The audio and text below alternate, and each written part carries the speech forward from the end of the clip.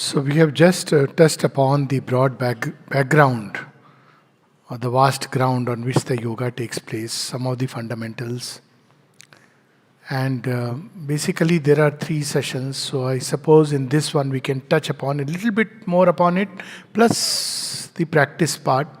And the third session after the break could be question answers. This how I suppose would be a simple way to go about.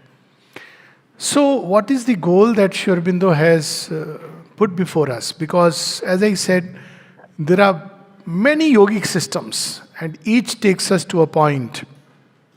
Some take us to a point of no return, which is what is called as moksha. That's how it is understood.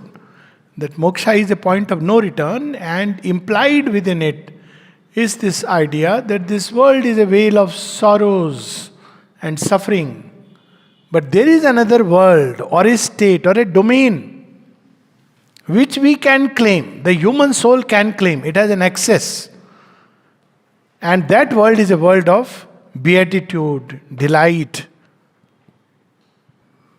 So there is a world beyond, which is a world of beatitude, delight, freedom, infinity, eternity, call it by whatever name. So infinity means that there is no limit to things. It's a limitless wisdom, limitless love, not even abundance, limitless, which is what we are seeking. It's a world of eternity, eternal world, meaning thereby that there is nothing which can be destroyed by time. Here we see that these ups and downs, these swings because of time. And because time cannot reach there, whatever is there, there is eternal love, immortal happiness, immortal love, eternal happiness. So all these things are there. This is the great discovery of the yogis. But that wonderful state, which is sometimes called as divine perfection. Here we have this word perfection. And perfection basically implies two things. One is that each quality within us, each aspect of our existence is raised to its highest divine possibility. Right now we think human mind and its working, its rational, blabbering, twittering, if I may use the word, is the utmost. But twittering is a very limited thing. It doesn't hold more than a few bytes. But we think that this is the ultimate. And so everything we want to understand on this basis. But this can be upgraded. There is a domain where knowledge is self-existent. Here we have to strive and struggle. I want to know this, so how much I have to labor. But there, knowledge is effortless. Why? Because we come in contact with the all-knowing. Okay, people say, okay, that knowledge means, okay, that's all about God. No. Even for the world. Why? Because this world is God, fulfilled in outwardness. So even world knowledge, whatever is needed for us to grow, to progress, all that knowledge exists in some domain. But one can access that domain, all-knowing, all-powerful domain. Right now our will is striving, stumbling. With great difficulty we try to acquire something, and the day we have acquired, we begin to lose it. We have purchased very good, no, now nobody purchases costly saris, okay. Something very expensive from Amazon. We have paid, and now starts the worry. When will it reach? Won't be? Will it be the right thing, good thing, correct thing? Have I made the right choice? Now people don't bother all this when it comes to money. But still, when it comes, it comes with a limited span of time, limited period. So, all this right now, our will strains just to be a little happy. Now, imagine if our will joins with the will of the omnipotent. Of course, it is not like fulfilling my desires and fancies. There is nobody on earth can, life is not meant for that, let's agree. Because there will be chaos. So, the world is meant to fulfill the divine will. And that's something beautiful. It's not divine, it's not like an arbitrary dippo who wants to make us suffer. No, he wants us to be in bliss. So, this world is meant to fulfill that divine will. And in that fulfillment lies peace, joy, everything else. So will, raised to its utmost limit. To what extent? The mother says that normally she gives the distinction between, say, when you are become a divine healer. So divine healer, now she says you don't have to start demonstrating, okay, I am a healer and I am going to do some magic and some practices, and then people become fixed to a way, method. Do this and therefore you will be healed. No, for the divine healer, if there is the divine impulsion from within, he will not act according to a standard format. But if there is the impulsion, all that you need to be say is, may it be so. See, that was the power of divine carries within him, the power of tathastu. May it be so. But you won't say it on the basis of somebody else dictating terms, not because somebody you prefer, because so all these things have to be got rid of. It's part of the yoga. To ultimately surrender the will completely to the divine will means to get beyond all preferences, opinions, desires. So that's a whole journey. But the will can be raised to that level. That look at, Yogeshwar Krishna. Much before anything has happened and started, he shows Duryodhan that this is going to be the fate of your entire army. And that will fulfills itself through all the challenges, all the difficulties, all the Kurukshetra. Because it is omnipotent. Our human love, the most miserable fellow, who always seeks joy. Love is a child of beatitude, and therefore it always seeks joy and beauty and harmony is the nature of love. But the moment it is born, it is riddled with disharmony. It is riddled with quarrels. It is riddled with all kinds of things. Now imagine if this love can be upgraded to divine love. Look how he pours love. He doesn't see, if one moment mother says, divine were to think or feel the way human beings do, this world would collapse. If one moment the divine says, this fellow, I have been pouring so much love, and look at this fellow, he doesn't even care about me, this world would collapse. But imagine if this can, our human love can be upgraded to the divine love. Our life energy, if it can be driven by the luminous force. Sri Aurobindo gives this beautiful example when he talks about 4-8s in great detail in Synthesis of Yoga. But there is one of those books called Essays in Philosophy and Yoga, or Essays Divine and Human, where there is this beautiful little essay, Yoga and its Objects. And there he brings for the first time these 4-8s from Sanat Sujatya. So he says that this ship on which we are going to ply through the waters of life, it is Brahma Vidya, it is the highest wisdom, highest knowledge. It may sound impractical because we don't know what, we want to just have a sea bath, not realizing there are crocodiles hidden everywhere. So this is the ship, and it is being, faith is the compass. And it is impelled by the divine Shakti, not the fuel of desire. Therefore, its reaching is sure. So he speaks about these 4-8s, human aspiration and faith, which is the sadhaks. Then the scripture, which is the reading. Reading is not just to understand, yes, that is one part, but it awakens. People often ask how to light up the aspiration, how to make it grow. Very simple. Read Mother and Sri Aurobindo. It's light and fire encapsulated. Words are capsules, that's all. When we read, the capsule opens and the fire does its work, magic. And then, yes, of course, the divine grace. There is no yoga without the divine grace. Here, the representative of the divine, or the one, the advent, incarnation of the divine, doesn't matter which way we put it, is the divine mother for this yoga. Because Prakriti has come out of Paraprakriti and the Jiva has also come out of Paraprakriti. So she can handle the equation. We can't handle the equation between us and nature. Nature is very tricky. It will, as Sri Aurobindo says in one of the poems, he said, I am egoless, free. Then sore because his dinner was not ready. And I asked him, are you so very sure? He said, it's not me. My belly god that is unsteady. So there are so many ways nature nachaos. It will give 100 justification. Arey, anger is natural. Arey, somebody did this to you. Why won't be angry? That's nature. But if you want to go to supernature, there is only compassion. Supernature, you don't say somebody is angry, therefore I should be angry. You feel sad for whom? For that person. In inferior nature, we are afraid of snake. But in supernature, we see, look at this creature. Is the lowliest of creature, hiding all the time inside a hole, running away from light. He's afraid of, actually snake is very afraid of us, carrying poison inside him.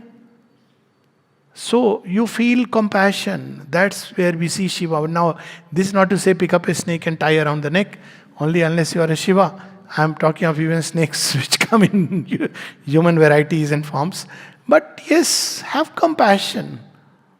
He is spitting poison called anger because he can't help it. So compassion understands that one is caught in ignorance, therefore one is what one is.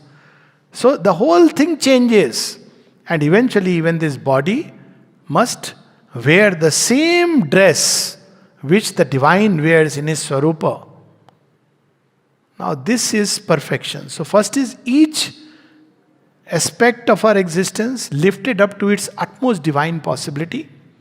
Second, in a total harmony with each other. Right now the gods quarrel within us. The goddess of knowledge says, I am better, or Lakshmi, you're better. Rudra or Ashutosh, two aspects of the same. But in the divine, they are in perfect harmony with each other. So that is what is the next project divine. Up till now, at best it has been a Deva Manav, the Aryan ideal. But that too was an ideal. Very few really embodied. Very few, because it's so difficult. You look at the history of, Ramayana talks about it, but only Ram, you hardly find anyone embodying the Aryan gunas. Few sages like Vasisht. And similarly in the times of Mahabharata. But it was the ideal that yes, this is possible, doable.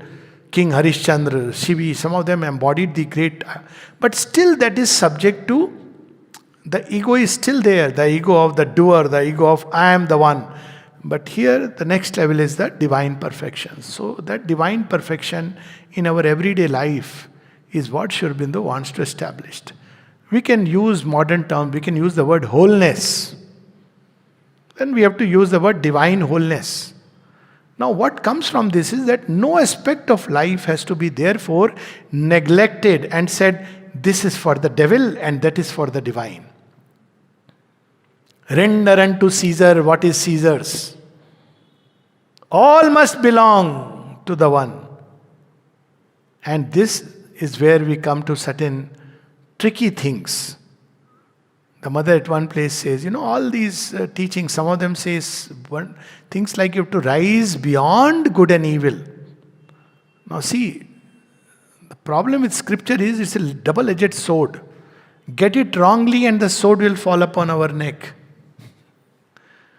Okay, that means I can do good or evil without impunity because there is no good and evil. God is beyond good and evil. That's not what it says. It says there is something greater than good and evil.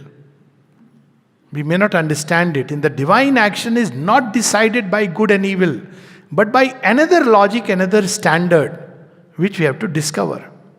So, where does this good and evil figure out? In our ordinary human life, it is indispensable to understand the distinction. But at the same time, we must understand that it also prevents our offering to the divine. We have to lay bare everything before the divine. Because everything has to be transformed. See, if I am hiding behind shame, no, this I can't show. I must wear my best dress before the divine. So thought the gopis. They wore nice dress. Till Krishna, they said, okay, we are going for a bath. And Krishna is playing the flute, magical flute. So when they want to come out, they see all their dresses have been taken away. So they say, please give us a dress. No, no, no. You come out, I'll give you the dress. No, no, we can't. You love me, isn't it?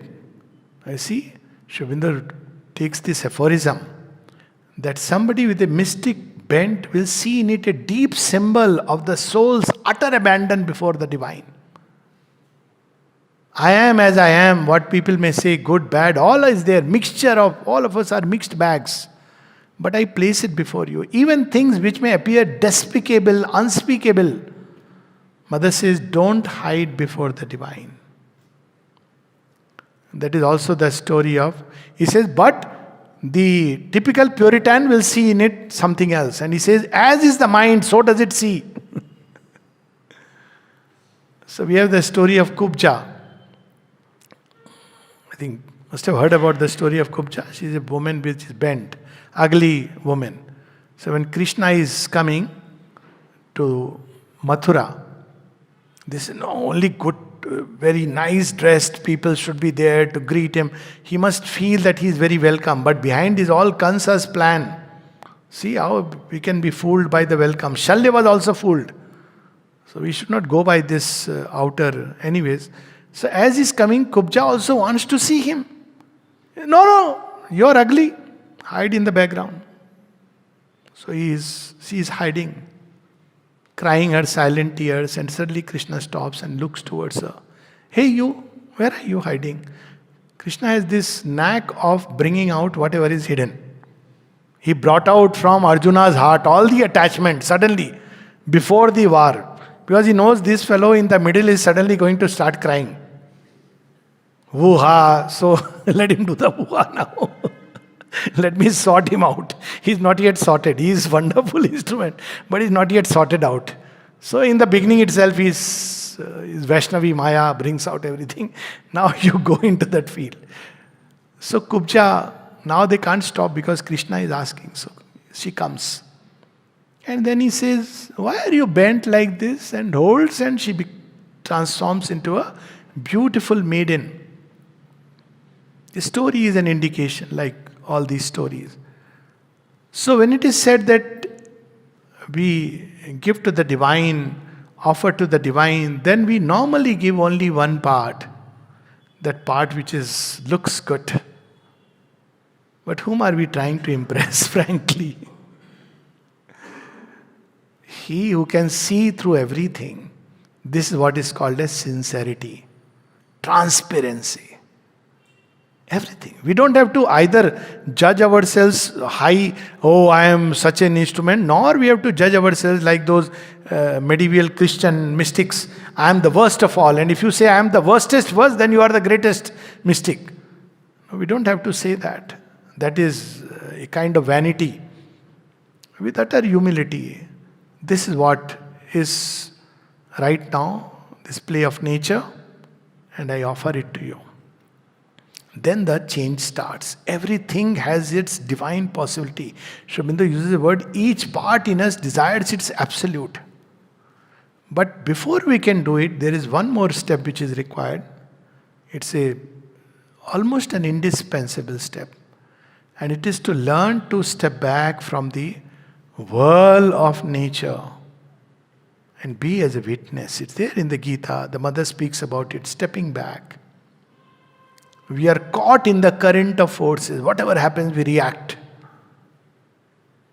We get driven into it, not realizing whatever we hold on to, that holds us. Nobody holds us. We hold on. And when we hold, we are held. So this is the whole trick. That's why she says, hold on to the divine and you will be held by the divine. So we have this idea of good and evil. So we identified with good. And we close our eyes to the evil, our own, of course. But we see that evil projected in everybody in the world. So everybody is bad, but I am a good person. I put a nice cover. Because I am identified with my goodness.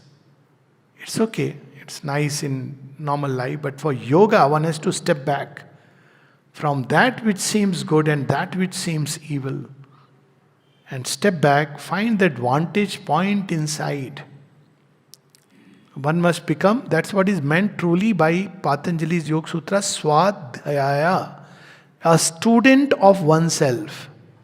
How can we become a student of ourselves if we do not objectivize our life and see it? So every day the mother says, before we go to sleep, project yourself like on a cinema screen and see where all we really deviated from our own deepest truth. Nobody else has to know or see. It's not like we have to announce to people. It's nobody. Nobody is between us and the divine, but we ourselves. I'm not saying we should become overcritical, hyper, but just see quietly, without judging, without being harsh. Maybe I got angry in the flow of anger, rush of anger. Maybe I spoke in a very unkind way, unthinkingly. Maybe I was driven by a passion which was leading me into a blind alley, leading me towards death. So when we look at these things every day, a time should be there when we see them and then offer it to the divine. Mother, this is yours. I have this tendency, Mother. See, I was driven by anger. So many times one can catch oneself. Afterwards it becomes a way of life. In the beginning one does it. One discovers a double consciousness. One which is flowing in the moment. The other thing, no. Even while one is speaking in a way which one should not, because there is a bit of harshness, maybe impatience, maybe anger, something has come up, something stands back and observes that, no, this is not how a child of the mother would do. And so you offer it to the mother. No guilt. Guilt has no place in yoga. It's like a scientist who is handling things. He's not getting guilty. He's working upon them or allowing the divine to work upon it and expose them. This is the basic practice, to learn to step back, not be caught in the whirlpool of nature. And then we have to keep exposing or offering it to the divine. Now from this, several other basic things emerge. Now we know about the power of satsang. It is there in our scriptures. But there is also something called as the power of dussang, which we often forget. As long as one is leading a normal life or so-called whatever life, it's okay. It doesn't matter what company we keep. But as we begin to grow in aspiration, then we have to be careful about the company we keep. Not with a view of racism, superiority, inferiority, none of these things. But just as if a scientist in any pursuit, if one wants to pursue even ordinary life, something, then would not one say that, okay, this is my... Imagine a student wanting to study, I can take example of medicine or anything. He says, it's okay, somebody suddenly calls, chalo, aaj yahan ye karenge, we'll go out, have fun. Then obviously he won't be able to really succeed. He has to be focused, concentrated. So aspiration is literally, the more we concentrate, the more it grows. And with concentration, renunciation. They go together. They are the two limbs Sri Aurobindo speaks of the yoga. If there is no renunciation, there is no energy left for concentration. What is concentration? It's a gathering of energies. What is renunciation? It has nothing to do with outer show. In fact, that is dangerous, because people start believing that you are a Guruji, and till then it is okay. But if you start believing you are a Guruji, then you are. Renunciation, Sri Aurobindo uses the word, like the Gita, is an inner tyaga, not sannyasa. So, sannyas is required when the consciousness is very crude. Then you have to stay away from crude things. There is a very extreme method. But tyaga, inwardly, we renounce not the basic movement of nature, but the things which are distorting and covering it. Love is not to be renounced, but lust has to be renounced. Strength is not to be renounced, but the feeling of violence within, anger, that has to be renounced. Strength is divine, majestic. Even war can be fought. And it has to be fought at times. But without hatred. Hatred has to be renounced. Jealousy has to be renounced. Doing well with excellence is not to be renounced. But ambition has to be renounced. Why? Because it diverts us. But to do well, any work which we are doing, because it's a worship.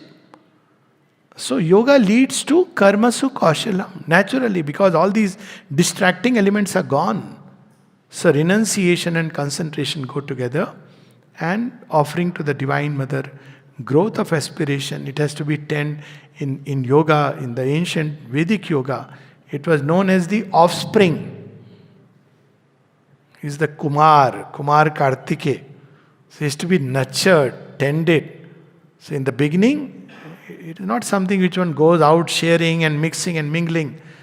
It has to be nurtured, nice, like you nurture an offspring. So how do we nurture an offspring? You have to give it food. When it grows up, it will find its own food. So how do we give food? Again, the best food for the psychic being is the divine cow's food. Mother Aditi is sometimes shown as the Gomata, as the divine cow, no? So from her udder, the calf drinks milk. It is the symbol of milk of knowledge. There is a line in Savitri, he has drunk from the breast of the mother of the worlds. That's why she is picturized sometimes as cow. Later on she becomes Kamadhenu.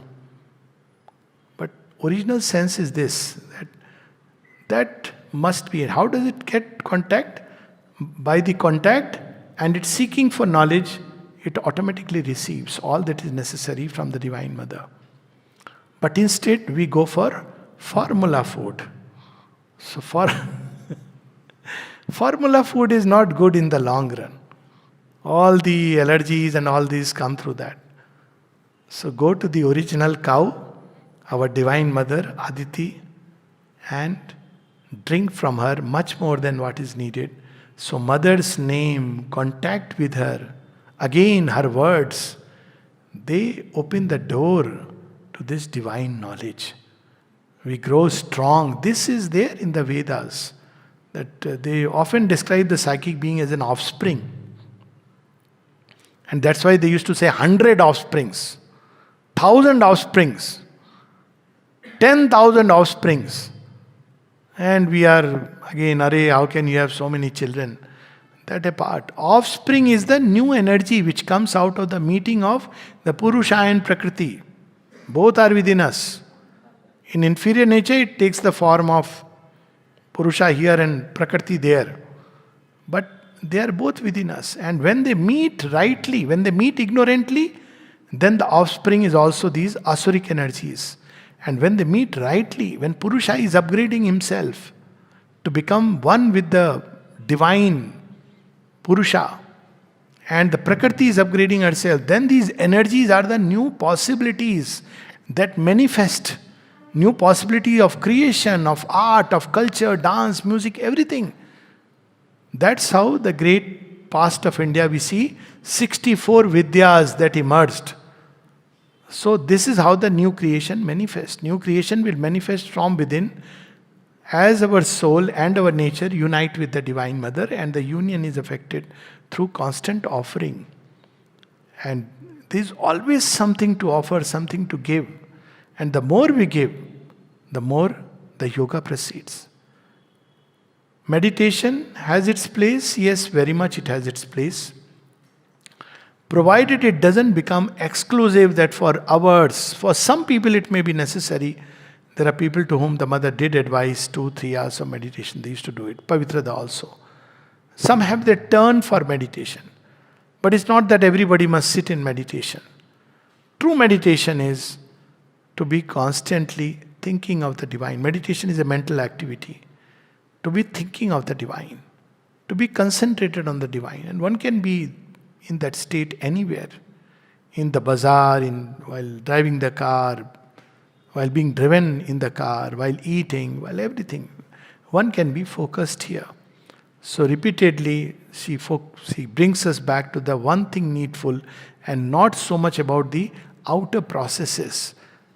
One may sit apparently in meditation, but one may be meditating upon, as Sri Aurobindo said, 2, 3 very nice humorous stories that somebody say, oh, he sits so much, he meditates. Sri Aurobindo humorously says, yes, upon his wife. I could see through. Another one was where somebody asked Sri Aurobindo this practice for Radha's dance. So they said, we want to dance there, but below there is a sadhak's room. So, what should we do? So Sri Aurobindo said, he is too serious to be danced over. After some time, he said, now you can dance there. Why? He is no more serious now. He had his way of, Sri Aurobindo, such a humor. So, outer things, one may have a practice. For each one, there should be a kind of practice and a ritual. But the core is important. For some people sitting in a posture, some people sitting on a chair, all that is the secondary aspect. Many times we focus too much on the external practice and lose the inner truth. So this is meditation, to be constantly thinking of the divine. This is bhakti, to turn all our feelings to the divine. He is the mother, He is the father, He is our security, He is the giver of plenty, He is the friend to whom one can say anything. People often say, oh, I am very alone, lonely. There is a difference between being lonely and being alone. Alone is strength. Lonely is weakness. This is the difference. So, it's a wonderful thing, because when we are alone, we can make divine as our friend. It's something so beautiful. Everything one can share with the divine. And the beauty is, he will listen, that story, and really even embodied divine listens. One thing which one learns from Sri Aurobindo is infinite patience. Many things one learns. Same question again and again. This way, that way. Never you will see impatience in Sri Aurobindo's answer. I have already replied. Why don't you read it? Refer it there. You people don't read the Arya. You are troubling me. You don't know. You are taking my time. Never. Hundreds of times he is replying. Where will we find such a friend? And we have this Amrita. He knew only Tamil, mainly Tamil. He was, young lad of 15. And Sri Aurobindo knew Tamil, but not that way as he knew, English, Sanskrit, French. So he would come every day, and he wanted, can I come and speak to you? Sri Aurobindo had given him time. So evening he'll come from his school, that Kalve, on that you'll see that in Pondicherry. And he would throw his bag and come and talk to Sri Aurobindo. Imagine a 15-year-old boy talking to him. 1 hour. And he says later, I don't know what I was blabbering, because Sri Aurobindo would just smile, because he would not understand Tamil, my chaste Tamil flowing through, and he would hardly once in a while say something. But the change was taking place. See, all yoga is an interchange, as the Vedic rishis say, between gods. They use the word gods and man. Here it is divine and man. Don't worry. He knows all languages. Kannada, Bengali, Tamil, Odia, Latin, French, call it, and he knows. But to form a bond and link, when all feelings turn toward the divine, as a friend, as a lover. Beloved I can understand, but how about lover? He's the only one who loves, waits for us eternally. Is there any lover who waits? After some time, 3 years, 2 years, lover says, well, give me a commitment. Are you with me or you are not with me? He never asks. Eternally, forever. That's how Sri Aurobindo describes in Savitri, the lyric of love that waits through time. These are discoveries one makes, and then one feels, oh my God, she has been waiting, and we have been just losing ourselves in so many other lovers and beloveds. Whereas the one divine lover and beloved has been waiting. This is not to say, okay, start breaking up from. Well, see the lover and beloved, one lover and beloved in everyone. That is what we are seeking for. That's the earthly play meant to be. So, to turn all feelings. Same with the will. When we turn all our will toward the divine, when instead of serving our self-interest, we may even do work in the ashram or center or anywhere, yet we may be serving our self-interest. I may eye a position, that chair is empty. वहाँ मेरे को बैठने देंगे भगवान तो बहुत अच्छा होगा. And if we don't get the chair, we start accusing. Oh, see, this undeserving fellow. He is seated there. Implicit is that I am the deserving one. If I will sit, I will bring some God knows what changes. Arey, don't worry. Every dog has his day when he sits on a chair. But the question is whether he is faithful to his master or not. So this is how one has to look at it. Chair or ground or here or there. To serve her will. And for this we don't have to be here, there in an ashram or anywhere. In every activity. So one would say, I don't know what is the divine will. Yes, obviously we don't know. To start with, let us begin with our ignorance. But we can always say this. This is my little will. I don't know how to serve you. I am offering it to you. You take me. Make me serve you. I don't know.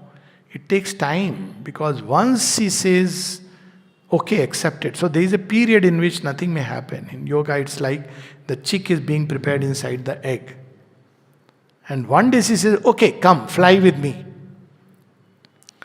Then we have the story of the Jonathan Livingstone seagull. I must have read that book, one of the famous books, Jonathan Livingstone seagull. Nalnida quotes this story.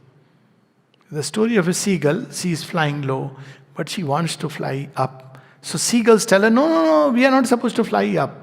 But we have wings. No, we are meant to be near the sea. Why? Because fishes are there. Easy. What will you do if you fly up?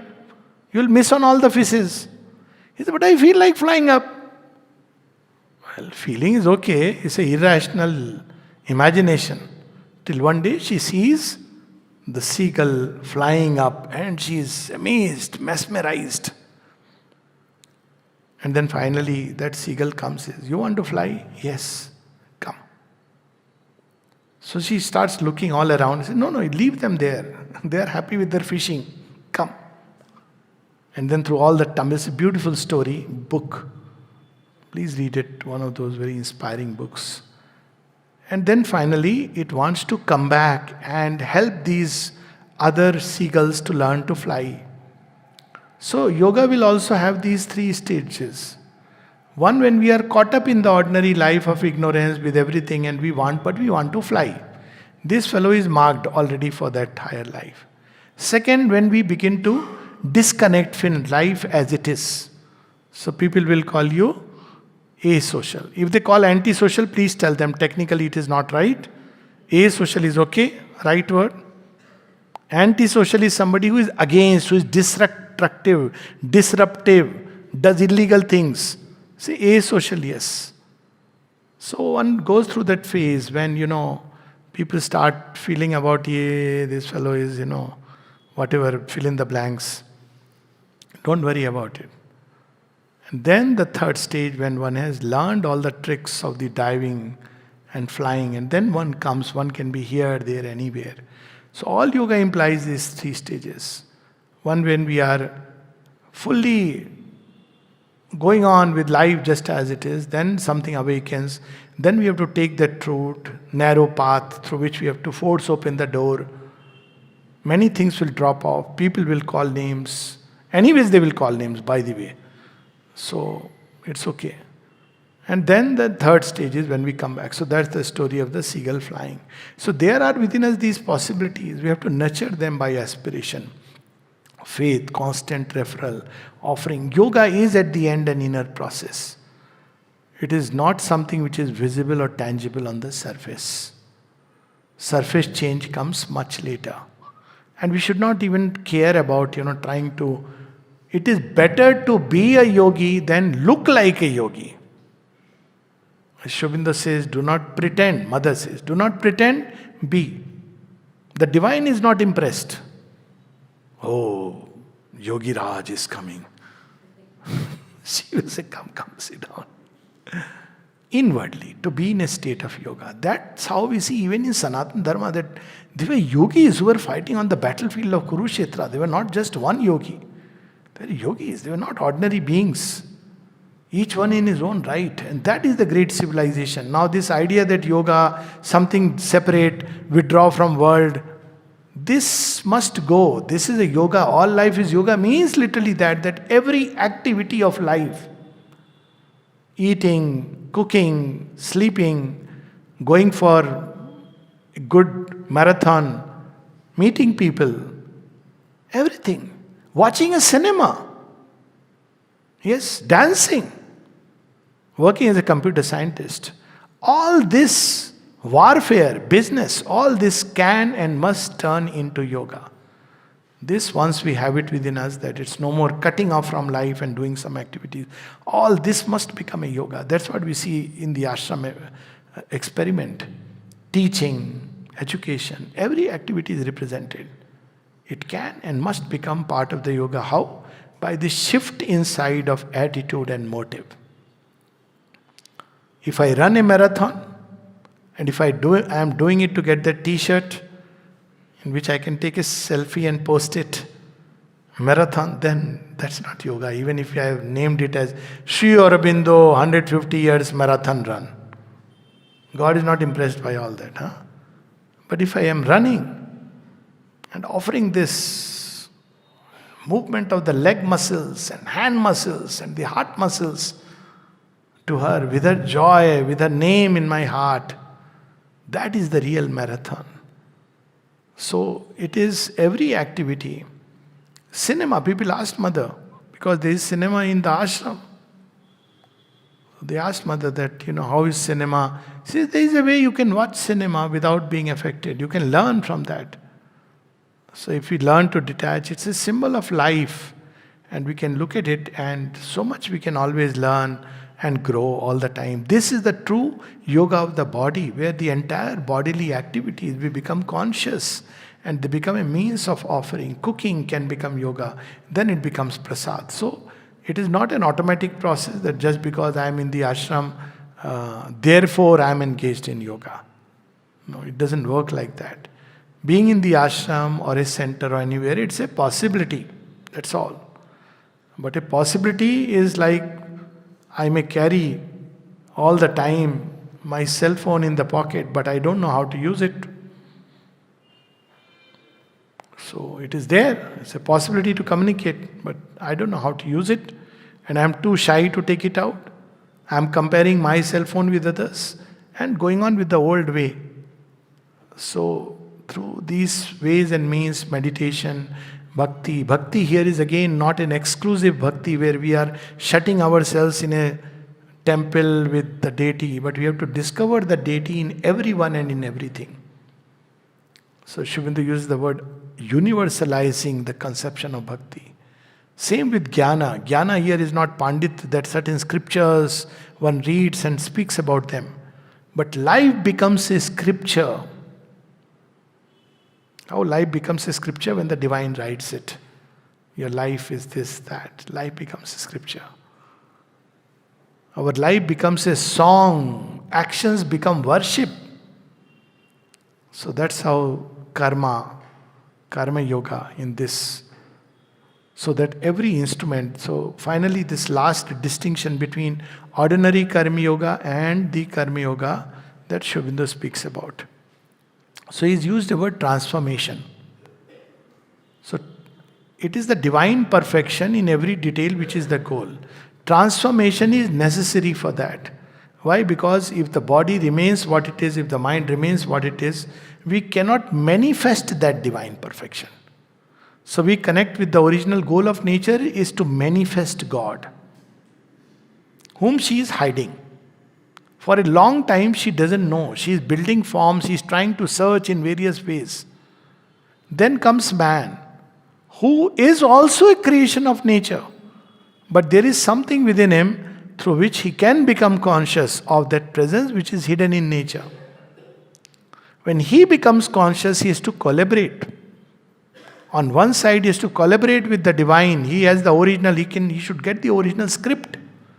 And on the other side, he has to help nature to make that perfect abode of the Lord. So, goal of this yoga is not moksha the way it is understood. Moksha is needed in terms of freedom from ignorance. But the goal is to manifest the divine, which is the original plan of creation. And if you look at it, life in a certain way, everything is an effort to manifest the divine. Each aspect of nature, each movement, each object is a thought of God. Look at the mountain, and immediately we'll think of aspiration, mounting up.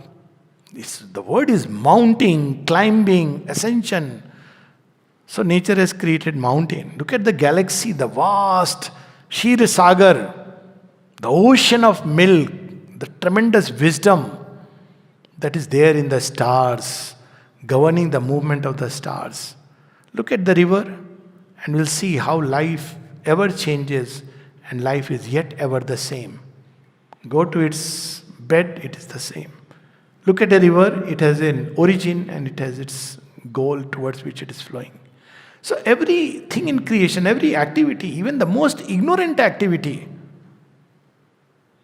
basically nature is struggling and trying to somehow manifest the God she finds hidden inside. And therefore she builds man, in which, by becoming conscious of the divine presence, we can fulfill this great goal. And that is the meaning behind the phrase, all life is yoga. To fulfill God in man is man's manhood. Not man in a racist way. Nowadays we have to use that word. Fulfill God in man is manhood. And the power that mediates between this aspiration and its fulfillment is the Divine Mother. She is the key to the yoga. She is the Paraprakriti who has taken a material form. So she becomes at once the living example as well as the power. The more we come in contact with her, we are exposing our nature to her touch. She is the Parasmani, the alchemist energy. So of course when we do work for her, when we look at a photograph, when we listen to it, I think, was it February 1960, 29th February, today's music? Correct? Yeah, very beautiful. Mother's music. Where does it? So, all these are means to come in contact with her. She has opened so many doors. Look at her picture and one is in contact with her. Think about her, one is in contact with her. Call her name simply. Ma, ma, ma, ma, ma, ma, ma, ma, ma, ma. And one comes in contact with her. Listen to her music, one comes in contact with her. Go to the ashram, visit the center, bow down at her feet, one comes in contact with her. Arrange flowers for her, one comes in contact with her. Wash her temple floors, one comes in contact with her. Work in any place with this idea that she has put me here and I may be in bank or here or there, but she has appointed me here. I am her representative here. Till she bids me change the place. And if she bids me change the place, without any, oh, this was the best place, she knows best. So equanimity becomes a fundamental practice of yoga. Why? Because she knows where I should be. And one does the best because one is the divine representative. In our actions, we are representing the Divine Mother. People, when they see, they should ask, who is this person sitting at the counter? So wonderful. Never saw him get angry. Always with his smiling, peaceful countenance. Even if they don't ask and you don't say a word about Mother, she will pour something into them. And that way mother's work is done. So it is not about doing big things and big activities. In everyday life, walking will become a Tirth Yatra every day. Why? Because wherever I am going, if you carry this presence, it becomes a Tirtha, pilgrimage. So when we lead life like that, when we are with friends in every activity, and we remember her, offer it to her, open to her, then whole life becomes a yoga. Secretly, it is already a yoga because nature is trying that. But then when this subconscious yoga going on in nature becomes conscious yoga through aspiration and faith in man, through offering in man, then it becomes meaningfully all life is yoga. So I think I'll stop here. We can take a 5-minute break. People may want to go to washroom, or you want to continue with the questions. We can start with questions. We have it. Yes, please.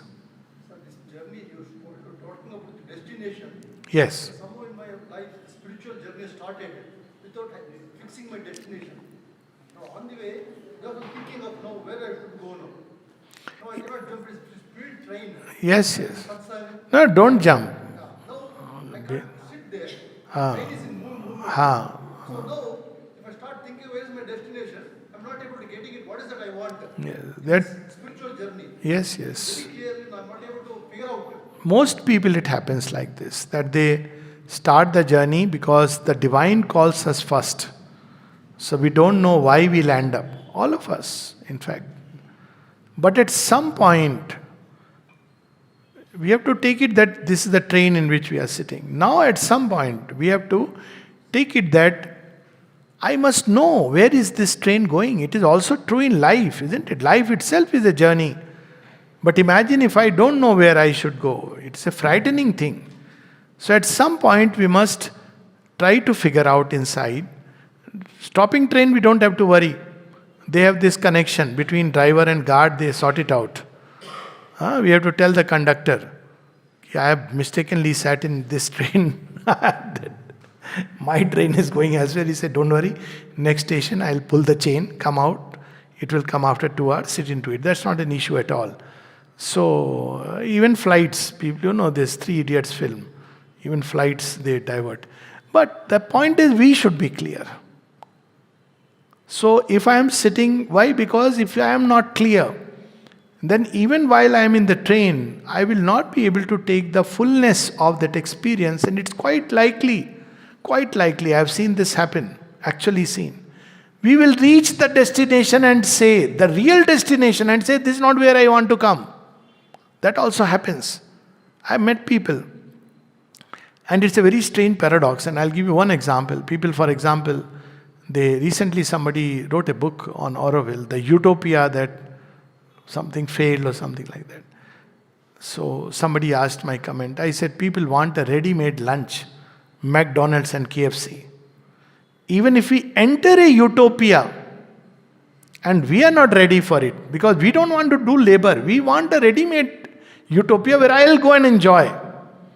So I tell them the story of Shiva.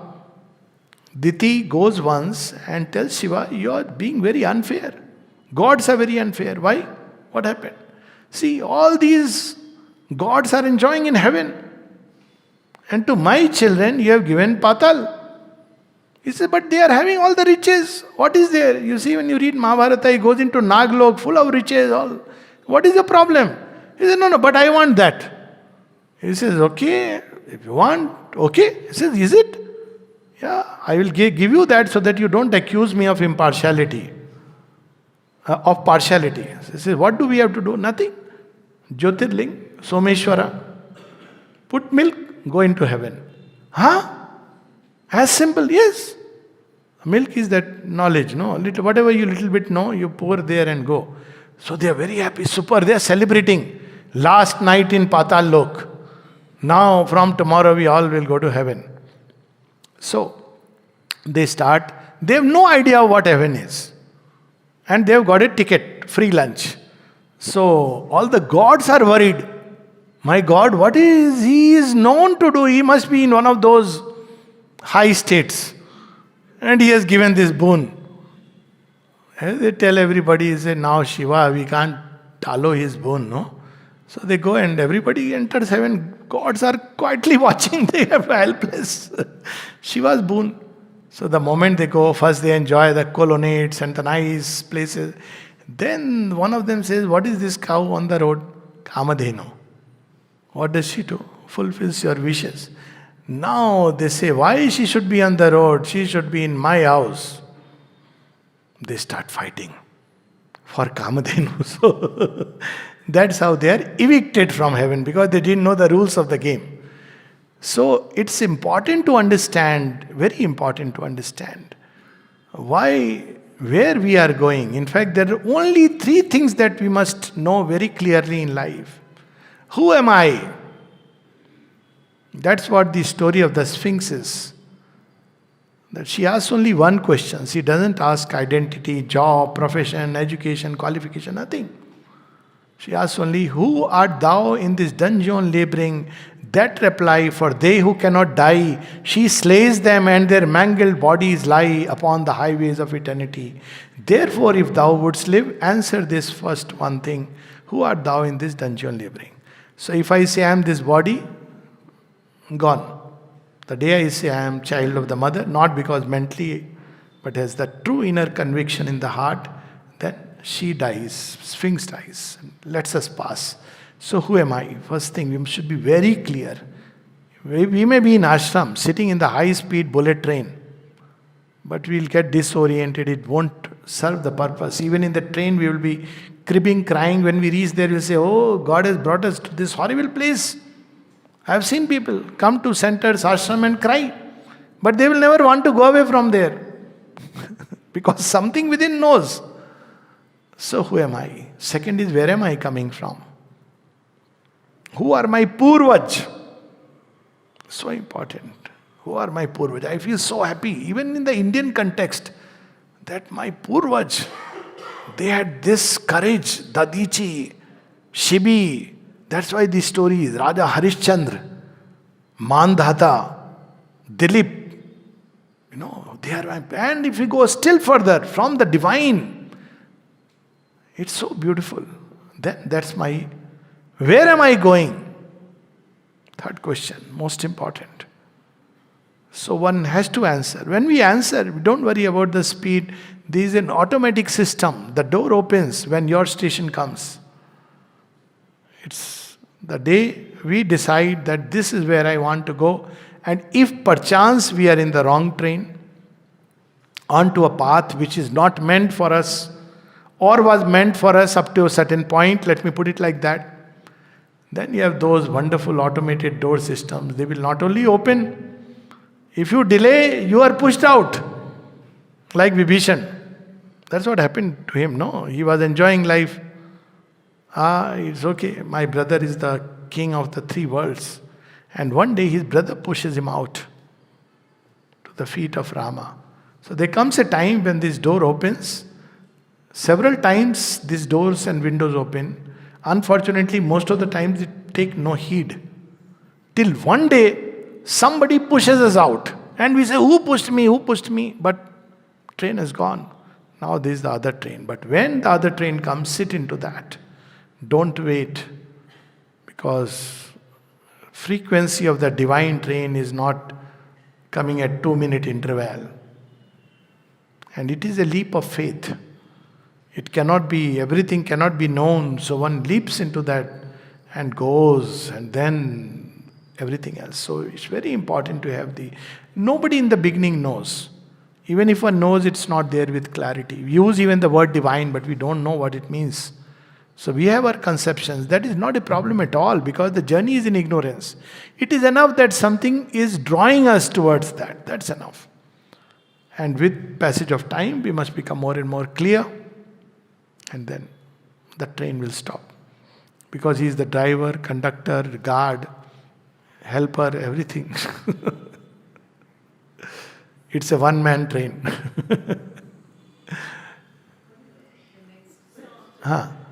Okay, one more question we'll take, then we'll...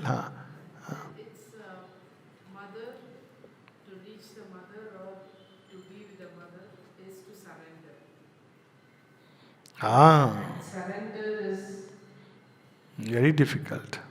the most difficult Absolutely. because the everyday routine enters and we just move away from that. Routine is not a problem. That routine can be surrendered. But we are surrendered to so many, to wife, to husband, to child, to desires, to name, fame, money. What is it that we are not surrendered to? Now, this transfer of allegiance is the problem of surrender. Routine is not a problem. Nobody is asking that you should do different things. Yoga is not about doing different things, it is about doing the same thing differently. It's not about doing extraordinary things, but doing ordinary things with the extraordinary inner attitude. So, this surrender implies a constant remembrance. This surrender means, now I will obey your will. See, this is the difference. I'll just close with this little story. Not story, an observation one can make. So, there is this wild serpent, everybody is scared of, full of poison. Then one day, the sapera, that snake charmer, catches. Okay.